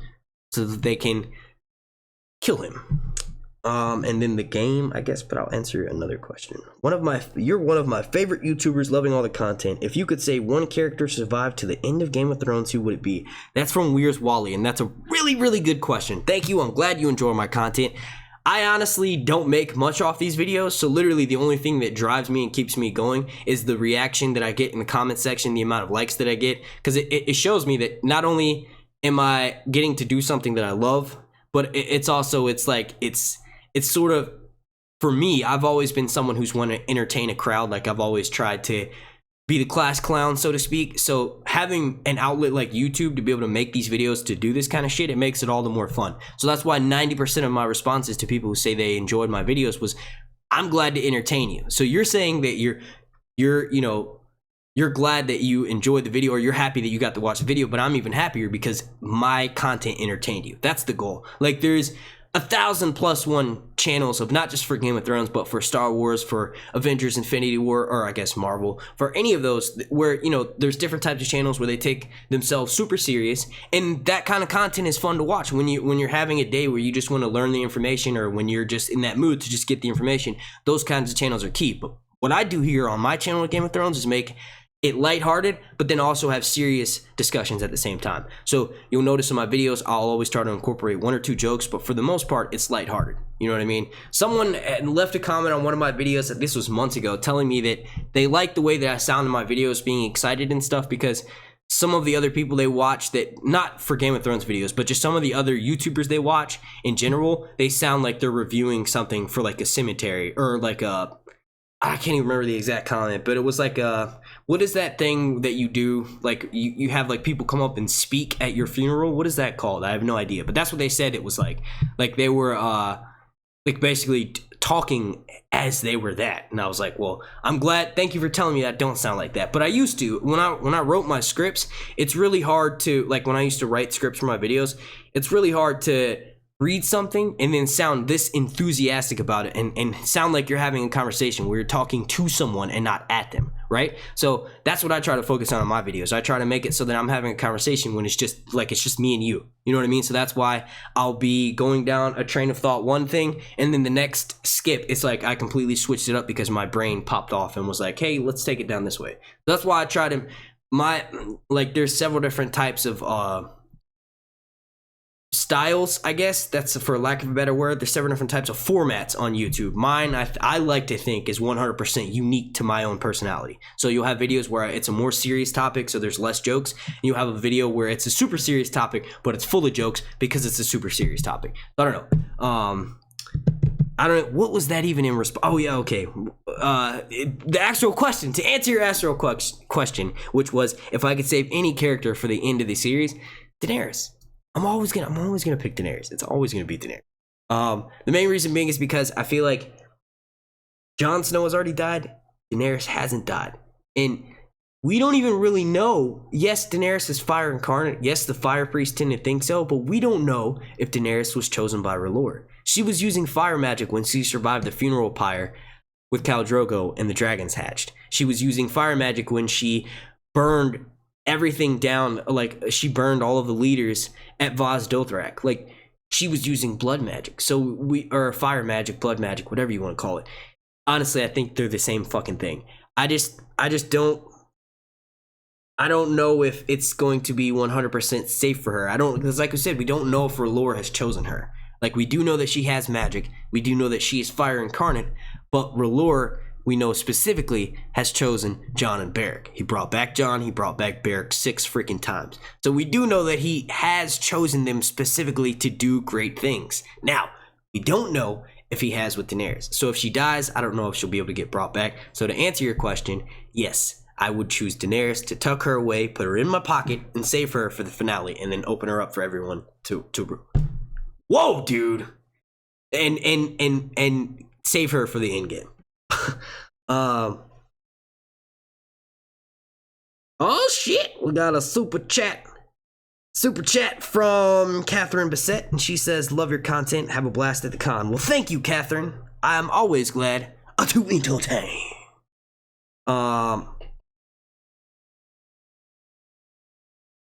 Remember I said you're like me, like a tree, we branch but eventually get back to the roots. Fuck yeah, with the deep thought. Hashtag deep thought for Helena.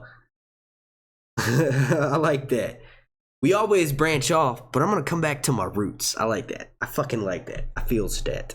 And I didn't even spell deep thought right. But Mella Winterfell says, we just love the way you are. Well, thank you. Love the way you lie. Oh, what is that? Just gonna stand there and watch me burst. That's alright because yeah. Forced blur to your videos are also chronicles of your ADHD. Well, videos, yes, but more so the live streams. The live streams are where I get the most off topic. Like, it'd be insane. Like, at the beginning of this, we were talking about fucking Fortnite. Q&A, Sir Hans reviews, how much of a general do you think the Night King will be? Letting his army attack while he sits back? I imagine seeing a few battles before we even see the Night King, maybe episode 2 or 3. Well, here's the thing. This being the final season and only 6 episodes, I think we are going to get White Walker play in every single episode. There's no reason not to. They are the biggest threat to the realm, so why would we just mainly focus on the heroes or the good guys? We need to see what the opposition is doing. Like, I know they want to surprise us or whatever, like how we saw the giant army marching in the first episode of season 7, and then finally the 6th episode we finally got to see them moving and making moves and shit like that. Obviously we saw them in episode 3 with Bran and his, you know, foreshadowing, or like foreshadowing, his sort of like flashback flash future thing. We got to see him a little bit. I think this final season the White Walkers are the greatest enemy. It's still a threat in Cersei, but as of right now they are the greatest enemy, so I predict us seeing them, if not in every episode while they're still alive. So maybe if they kill the Night King episode 5 or something, that's why he's not in episode 6. But other than that, I think we're going to be seeing way more of them. As far as how he'll be as a player in the war, well, I totally see him splitting up. I see him sending his army for the most part to the north to go and take Winterfell, then him circling down south with his dragon to, if not trap those people in at Winterfell, I definitely think he's hands-on. He doesn't have human fears like dying, right? Like, if he realizes that there are so many people around him, all those people would have to die to get to him. I think that the reason why the humans may have the upper hand is because maybe he doesn't give them credit into thinking they figured it out. If they just kill him, everyone else will die. So he doesn't have that fear of death like everyone else will, and because of that, he's going to be hands-on. He's going to be like, look, I would love to see if he said anything. I think their voice is supposed to sound like ice crackling, but I think they retconned that. I don't know. But he's going to be, you know, trying to do it. It's almost like if you want something done right, you got to do it yourself, sort of mentality.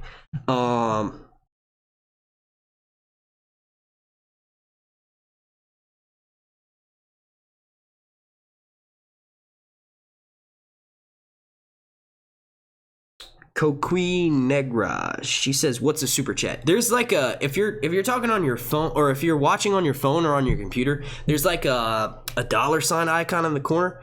And Helena, pretty much what Helen says, like you can click on that if you want to donate. You can donate, I think, anywhere from like $1 to $1 million, and you know, just it's like a tip to my channel. But thank you.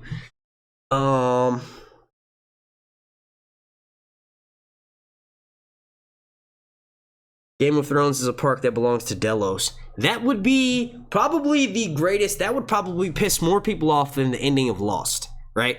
Like, or what's that one show where the guy wakes up and you realize the whole thing was in his dream and he was in a coma? You know what I mean? That would be like a smack in the... Although it would be awesome, it would just, I don't know. I would love to see in Westworld if they have more nods. Like, you have Logan's pen being a subtle hand to the, or subtle nod to the hand of the king, right? There's and this is unrelated, but there's an Easter egg to this doctor that is in the what the fuck, some game, BioShock, right? There's a doctor from BioShock 2 that's as a head in Robert Ford's office. Also, supposedly the heads that are on right behind Robert Ford, he has like models of what are supposed to be hosts. That's supposed to be the wall of faces in Game of Thrones. So there's a lot of subtle Easter eggs and shit in there. I would lose it if there was an actual like, it's like, there's like, I think in the books, it's like in the one book, Westworld, Future World, and then I think there's Roman World, and then maybe another kind, but they've shrunk that down to, I think what we may see on the show is just Future World, which is why we have those clips of Dolores outside the park. She's not really outside the park, she's in Future World, like maybe at a dinner party. Maybe when, after William has returned,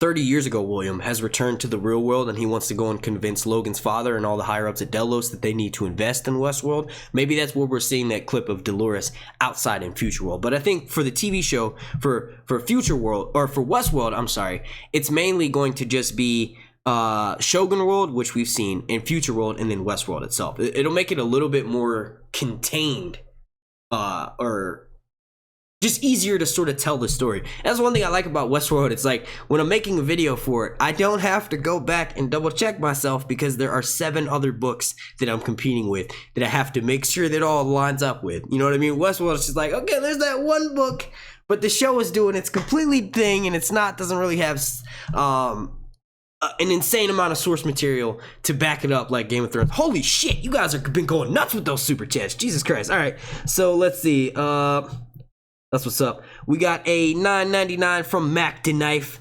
There was no message with that, but thank you for that, good sir or good lady. Thank you so much. Yes. And then we also have a super chat from Nancy T. Said super chatting from the road. That's what's up. Don't get into an accident. If you do, I will feel like a jackass. A jackass. That's what's up, Nancy. Q&A. Do you think Jon will actually be king or let Dany rule? Well, first of all, you don't let Daenerys do anything. She does what she wants. She is literally I don't even know how to describe it. Daenerys does what she wants. She's the fucking queen. She can do what she wants. But if it were to, come down to a situation where Daenerys is propositioned to be a leader and Jon is propositioned, well, Jon doesn't want it. So he wouldn't let Daenerys rule, he would just back down. Like, Daenerys would obviously claim her stake to the throne, but I feel like he doesn't want to be the ruler anyway. You know what I mean? So it would just be easy for him to hand it up. I think what's going to happen, and I freaking hate saying this, but I think what would make the most sense is if Daenerys dies and that forces Jon Snow to be the ruler. Because not only does he not want to be king, and people were saying, well, that's going to make him a bad king because he doesn't want the responsibility. No, that's what makes a great king, is the fact that you know how much of a burden that responsibility is. So every time you make a decision or anytime you do something while you're the king, it's going to be well thought through because you're aware of how much of a burden of responsibility that is. Every little decision you make affects not just the people around you, but the millions of people throughout your kingdom. So I feel like, I don't know. Hopefully that answers your question. Q&A, do you think the only way to win the game would be if Bran goes back in time and changes the past until he gets the moment when he can choose the fact that Jon Snow will never be born, etc.? No, I honestly think that, and I know this is not very popular, but I feel like there's not going to be any sort of manipulating of the past. The present is what it is. And maybe, just maybe, Bran might try to do this, and it may have drastic causes. Like, it forces him to stay trapped in the Weirwood net. So maybe,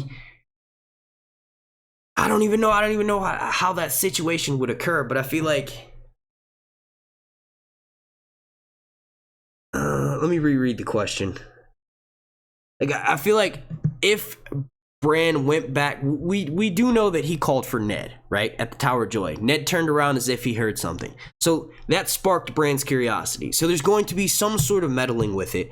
But I think ultimately he's going to realize that the past is already done. What you can do is learn from it and then have it influences the future. Because Westeros isn't like modern day where everything's recorded. You have social media. If you wanted to, you could know someone's exact whereabouts 24/7, 365.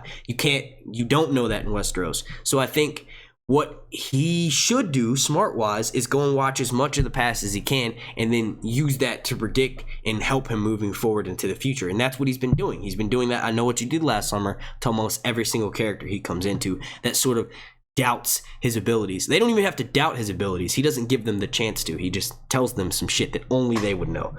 Oh shit, we got another super chat from Sam Doles the author. I don't know why I say Arthur, like Arthur B or Arthur. What is Arthur's last name on that cartoon show? And this is the theme song that I heard in my head. I know what it is, but the theme song I heard in my head is, it's Arthur, doo-doo. Like, no, that's not it.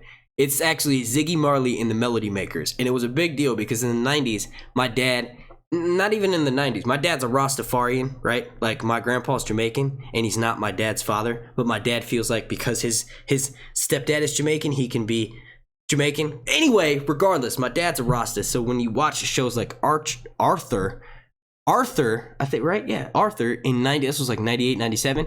He immediately recognized that was Ziggy Marley's voice. So he allowed me to watch that show even more so because he's like, it's got a positive man on the team song, and you have to learn about, whatever. But yeah, Sam Dulce, the author, thank you for that super chat. And I said it again. If everyone knows about Jon's parentage, then he would have to let her rule because he would have to give up that right. Then it would fall to her. No. If everyone knows about Jon's...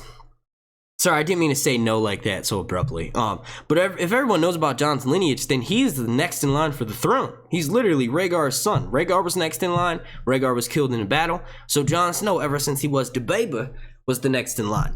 Gendry also has that sort of same claim. If you want to restore and argue that Robert is the rightful king because he usurped, and then, which honestly, a usurper, in my opinion, has no right sitting on the throne. But anyway, he usurped it. His next in line would have been Gendry. Gendry is a illegitimately born bastard. But if Jon and Daenerys use them. If Jon and Daenerys want to rule in the north, maybe they could have Gendry rule in the south with Arya. If that's the case, Gendry can be legitified by Jon or Daenerys. KK gotta run, have to watch Bayern Munich smash Real Madrid, I'm gonna assume. Donated to GoFundMe. Oh, you did? Oh shit, I gotta go check that. Well, thank you, Helena. Thank you for stopping by, and thank you for that donation to the GoFundMe as well. I'm gonna check that out. I don't have the app on my phone, so I have to pull up the actual website. Q&A. Jon has been called honorable fool. Will he do some hugely unhonorable thing for the good of the realm? It's argued that he did that with the boat sex. It's not very honorable to sleep with your aunt, but he didn't know that was his aunt, so that could be the argument towards that. I don't know. That's a really good question. Is Jon Snow going to dishonor the realm? That's a good one. One thing would be maybe sacrificing another person to save Daenerys because he loves her.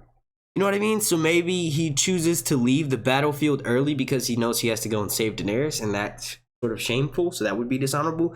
But the Starks are a pretty honorable bunch. If anything, they're too honorable. So I guess I can reverse the question on you and ask, do you think there's going to be something that's too honorable that Jon does that there's backlash because of it? And honestly, yes.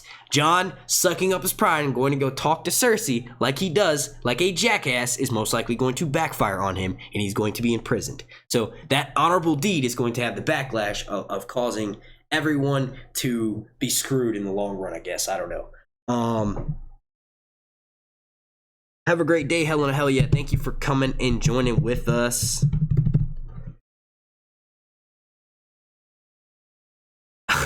Oh man. All right.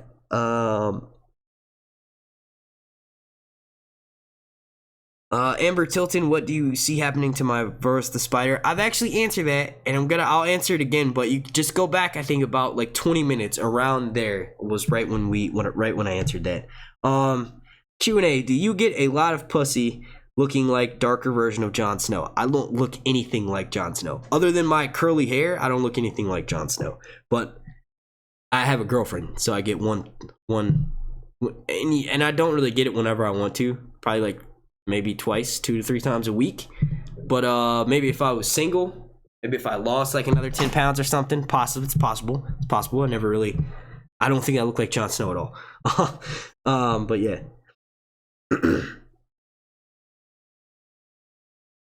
All right, so let's get some more questions going. I'm gonna answer 2 more questions and then I'm outie, because we've been streaming for an hour and 38 minutes right now, and I want to make this easy for people to go back and watch if they want to. Jon is next in line. Dany is married to him. Jon sacrifices himself in the end game. Dany takes the throne, but it's now bittersweet. I can get behind that line of thought. George the Jedi says, Q&A, what did Varys hear in the flames? I like a number 10. No, I'm just kidding. I've answered this before. I honestly stray away from the common line of thought in that. A lot of people think that what he heard in the flames is of dire importance, and it's one of the biggest mysteries in A Song of Ice and Fire.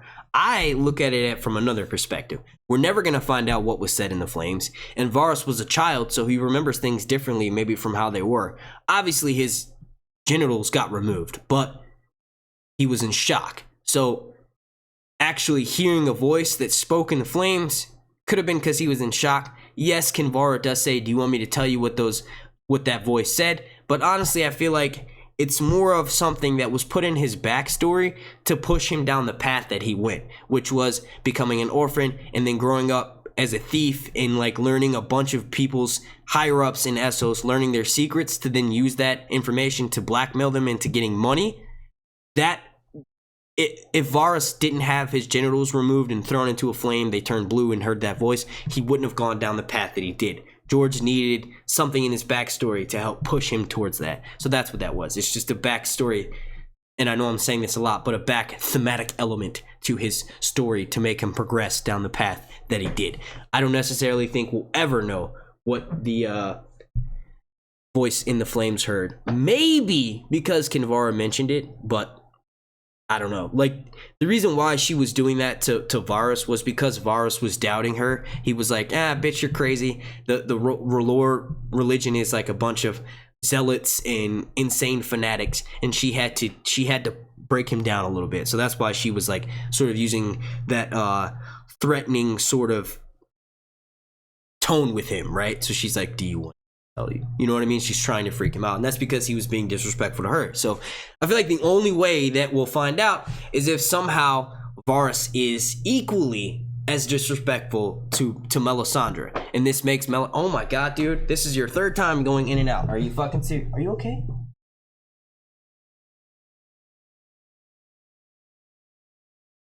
Hey everybody, say bye to the kitty cat. He's leaving again. Bye everybody. Say hi. You're so black they can't see your face. Look up, dude. All right, whatever.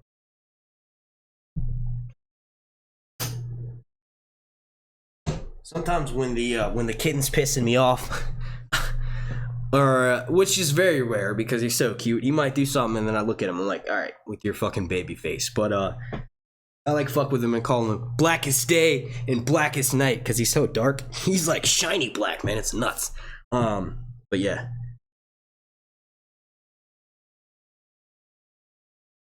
Tune, do you think Drogon is actually Jon's dragon and the other is Dany's? No, they're both Daenerys' dragons. If anything, Rhaegal, because it's named after Jon Snow's father, which Daenerys didn't know that. She just named him after her brother. She didn't name him after Jon Snow's father. But it's just ironic that that's the last one left alive, other than Drogon being named after Khal Drogo. And arguably, Khal Drogo helped transform Daenerys into who she is. Now, she's a strong, independent woman that doesn't need a man, but she wouldn't have been elevated to the status of Khaleesi if it wasn't for Khal Drogo. So I feel like Khal Drogo may have been her one true love, just like with Jon Snow. Ygritte may have been his one true love, but things happen, people move on, times change. You know what I mean? Both of their former first loves died, so they bond over that. You know what I mean? But I feel like, no, Drogon is meant for Daenerys, and if Jon is meant to ride a dragon, Rhaegal is meant to him. And with that being said, that was the very last question I'm going to be answering. I want to thank you all so much for watching. If you could, please slap a like on this video. Make sure you're subscribed. Then turn your notifications on, so that way you get alerted whenever I drop a Game of Thrones video. Also, make sure you have your notification turned on to get notified all the time. The winner for my $100 giveaway is going to be announced in my next Game of Thrones video, because it doesn't make sense to announce it in my Westworld video or in this live stream. I might as well. The contest was 4 Game of Thrones videos, so the winner will be announced in that next video. So make sure you watch, make sure you stay tuned so you can learn who that winner is. I want to thank you all again so much for watching. Thank you all so much for the super chats. Thank you all so much for every single member of my Patreon community that was here in the chat, playing a part and doing the mod job. I want to thank everyone so much for everything. Thank you, Jesus, for life. My name's Mark, and this has been Sir Hunt's, wait for it, reviews. Roar, dragon noise, roar, dragon noise, roar.